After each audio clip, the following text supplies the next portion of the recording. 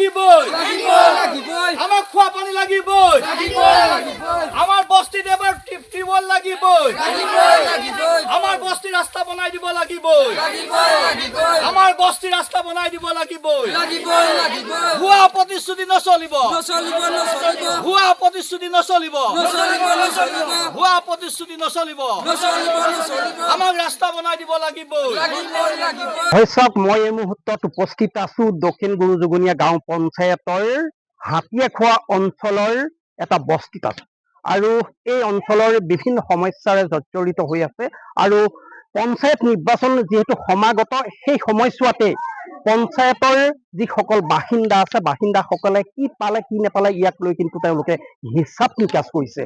তেওঁলোকে যি বিভিন্ন সমস্যাৰে জৰ্জৰিত অঞ্চলটোত কি পাইছে কি নাই পোৱা ইয়াক লৈ কিন্তু তেওঁলোক পঞ্চায়ত নিৰ্বাচনৰ প্ৰাক মুহূৰ্তত তেওঁলোক ক্ষুব্ধ হৈ পৰিছে। মোৰ সহযোগে পৰিৱেশটো পোনে পোনে দেখুৱাব। মই বৰ্তমান দক্ষিণ গুৰুজুগুনীয়া গাঁও পঞ্চায়তত আছো আৰু যিহেতু এই অঞ্চলটো যেহেতু চাহ জনজাতি অধ্যুষিত অঞ্চল আৰু চাহ জনজাতি লোকসকলে বসবাস কৰে, বিশেষকৈ বিভিন্ন সমস্যাৰে জৰ্জৰিত এই অঞ্চলটো, এই বস্তি অঞ্চলটো বিভিন্ন সমস্যাৰে জৰ্জৰিত হৈ আছে। পানীৰ পৰা ধৰি বিভিন্ন সমস্যাৰে ৰাস্তা পদূলি অন্যান্য সমস্যাৰে জৰ্জৰিত হৈ আছে। বৃহত্তৰ এই অঞ্চলত প্ৰায় 50 ঘৰ লোকে ইয়াত বসবাস কৰে, কিন্তু তেওঁলোকে বছৰ দিন ধৰি তেওঁলোকে বিভিন্ন সমস্যাৰে জৰ্জৰিত হৈ আহিছে আৰু বিশেষকৈ তেওঁলোকৰ যি বিশুদ্ধ খোৱা পানী, এই বিশুদ্ধ খোৱা পানীৰ পৰা তেওঁলোক বঞ্চিত হৈ আছে। যিহেতু সমাগত পঞ্চায়ত নিৰ্বাচন আৰু পঞ্চায়ত নিৰ্বাচনৰ প্ৰাক মুহূৰ্তত কিন্তু এই লোকসকল ক্ষুব্ধ হৈছে, যিহেতু তেওঁলোকৰ যদি এইটো মূল পথ, মোৰ সহযোগে পৰিৱেশটো দেখুৱাইছে, এইটো এটা মূল পথ। এই মূল পথটো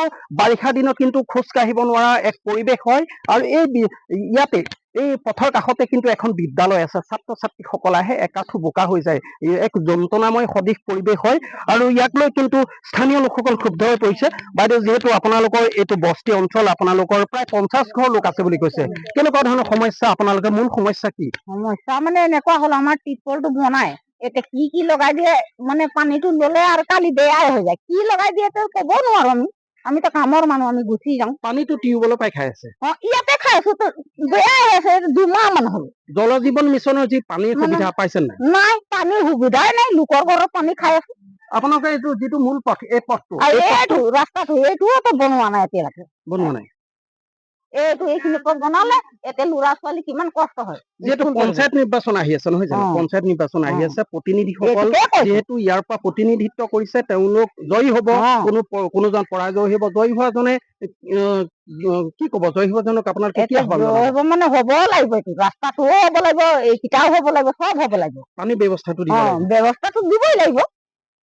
বিভিন্ন সমস্যাৰে জড়িত এই অঞ্চলটো আৰু বিশেষকৈ এটা কথা কব লাগিব, যিহেতু চাহ জনজাতি লোকসকলে ইয়াত বসবাস কৰে, বিভিন্ন সমস্যা আছে।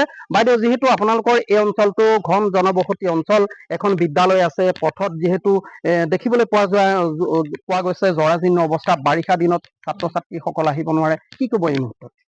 ৰাস্তাটো বনাই দিব লাগে আমাক। পানীটো আপোনালোকে ক'ৰ পৰা খাই আছে? এইখিনি দমকলত আছে, তাৰ পৰা ৰাতিপুৱা বহুত দীঘল লাইন লাগি যায়, ৰখি থাকিবলগীয়া। এটা দমকল আছে, তাকো বেয়া হৈ আছে।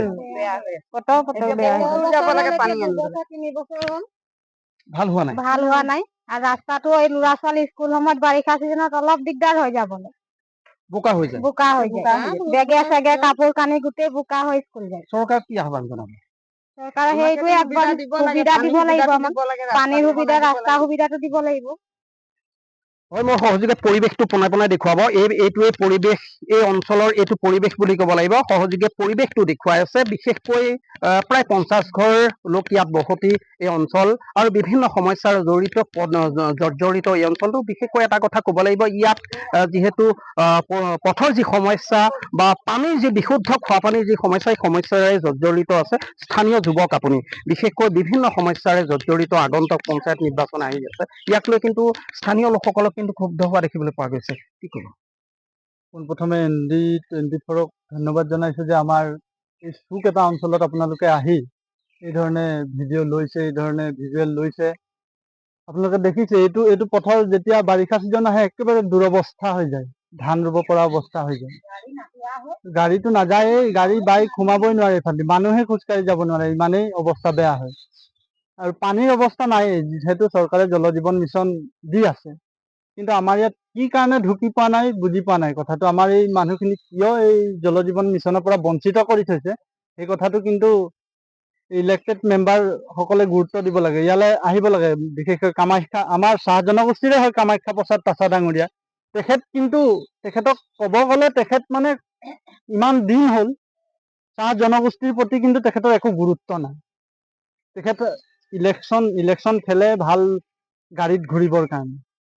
মৃণাল শইকীয়া আছিলে, মৃণাল শইকীয়া মানুহজন ভাল আছিলে, মৃণাল শইকীয়াৰ কথা এইটো ক'ব পাৰি। তেখেত যেতিয়া আছিলে সেই ৰাস্তাখন দি গ'ল, কিন্তু বাকীকণ তেখেতৰ এতিয়া আমাৰ ডিলিমিটেশ্যন হ'ল। আমাৰ সমষ্টিটো দেৰগাঁৱলৈ গ'ল, ভৱেন ভৰালীৰ দেৱ এতিয়া আমাৰ ইয়াত, মৃণাল শইকীয়া সিফালে গ'ল। গতিকে ভৱেন ভৰালী দেৱক অনুৰোধ জনাইছো যে তেখেতে আমাৰ এই পথটো বা জল জীৱন মিছন এইবোৰৰ প্ৰতি গুৰুত্ব দিয়ে। আমাৰ এই মানুহখিনি এনে অৱস্থা বেয়া, 250 টকা হাজিৰাতনো কি কৰিব। পানী তাতো বেমাৰ আজাৰ দুনীয়া ভৰৰ হয়, পানীৰে কাৰণে বেমাৰ আজাৰ হয়। মূল সমস্যা ডিচেণ্ট্ৰি, ডায়েৰিয়া তেনেকুৱা ধৰণৰ বেমাৰবোৰ হয়, জ্বৰ। মানে এই পানীটো আৰু যদি ৰাস্তাটো ঠিক কৰি দিয়ে এই ইলেক্টেড মেম্বাৰ সমূহে, তেতিয়া তেখেতসকলৰ আমি নথৈ আনন্দিত হ'ম।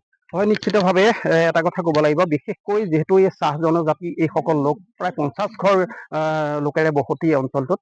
আৰু বিশেষকৈ এটা কথা ক'ব লাগিব, যিহেতু তেওঁলোকৰ যি বিশুদ্ধ খোৱা পানীৰ বাবে তেওঁলোকৰ জীয়াতু ভুগিছে, তেওঁলোকৰ বিভিন্ন ধৰণৰ ৰোগে তেওঁলোকৰ শিশুসকলক গ্ৰাস কৰিছে। ইয়াক লৈ তেওঁলোক শংকিত হৈ পৰিছে, পথৰ দুৰৱস্থাই তেওঁলোকক শংকিত কৰিছে। বিভিন্ন সমস্যাৰে জৰ্জৰিত এই লোকসকলে পুনৰবাৰ চৰকাৰক আহ্বান জনাইছে, যিখন পঞ্চায়তৰ প্ৰতিনিধিসকল বিজয়ী হৈ আহিব তেওঁলোকক আহ্বান জনাইছে, যাতে কোনো কাৰণে এই অঞ্চলটোক বঞ্চিত কৰিব নালাগে। তেওঁলোকৰ যিখিনি সমস্যা সেই সমস্যাখিনি পুনৰ উপলব্ধি কৰি তেওঁলোকৰ সমাধানৰ ক্ষেত্ৰত এক পদক্ষেপ গ্ৰহণ কৰিব লাগে।